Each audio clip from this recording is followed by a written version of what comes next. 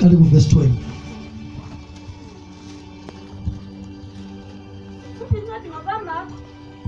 Mark 12 verse 10 verse 20. Isihloko sithi ukuvuka kwabafileyo. Verse 20. Kwakukhona izelamani eziyisikhombisa. Owokuqala wathatha umfazi wafa engashiyanga njalo. Verse 28. Verse 28. Yeah. Kwasikusondela omunye wababhali owayebazwile bebuzana. Eqonda ukuthi wayebaphendule kahle. Wambuza wathi, "Ngumuphi umyalo oqala kuyo yonke na?" Umuphi umyalo oqala kuno yonke imiyalo na? Yebo.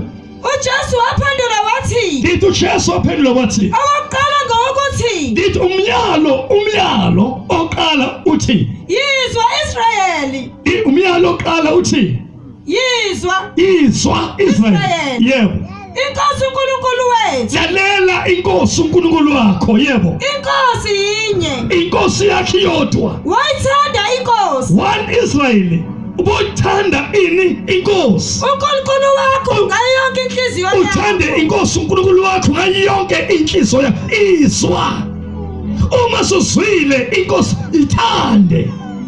Ngenhliziyo ledaba lingabithi thanda. Lithi kukhona ungathandi. Kodwa kube khona inkosi ukuthi ungayithandi. Amen. Kube khona ukuthi ufakaze ukuthi ungayithandi ngenhliziyo yakho yonke. Amen. Mhlawumbe nezimo kube lula ukushesha ngoba inhliziyo yakho yonke ayivulekela inkosi. Izwa Israyeli. Yebo. Wayithanda inkosi uNkulunkulu wakho ngayo yonke inhliziyo yakho. Uyithanda inkosi uNkulunkulu wakho ngayo yonke inhliziyo yakho. Nangawo wonke umphefumulo wakho. Uyithanda nawo onke umphefumulo wakho. Nangayo yonke ingqondo yakho. Uthanda inkosi nayo yonke ingqondo yakho. Nangawo onke amandla akho. Uthanda inkosi nayo onke amandla akho. Awesibili lo. Yebo. Wamthanda umakhelwane wakho. Lithi umyalo wesibili lokuthi ubothanda ubani? Umakhelwane wakho. Njengalokhu usithanda wena. Uthanda umakhelwane wakho njengoba uzithanda wena. Awukho omunye umyalo.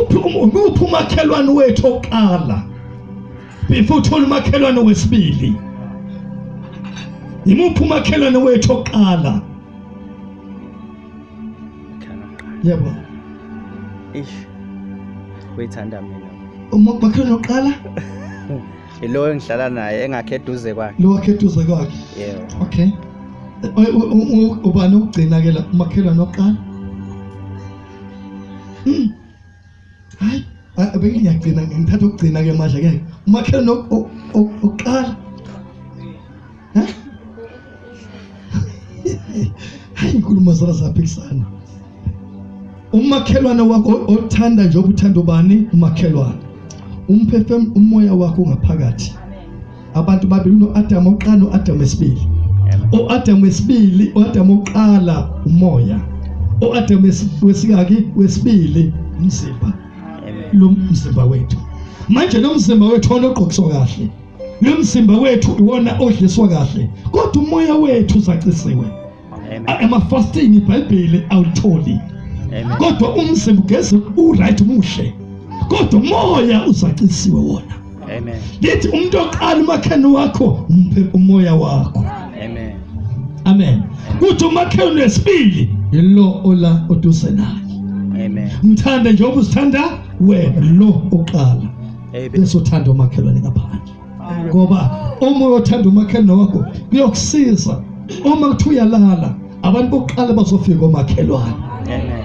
Noma kuthiwa nizwane wena wakuvuma ungezwani. Amen. Asabe yebo.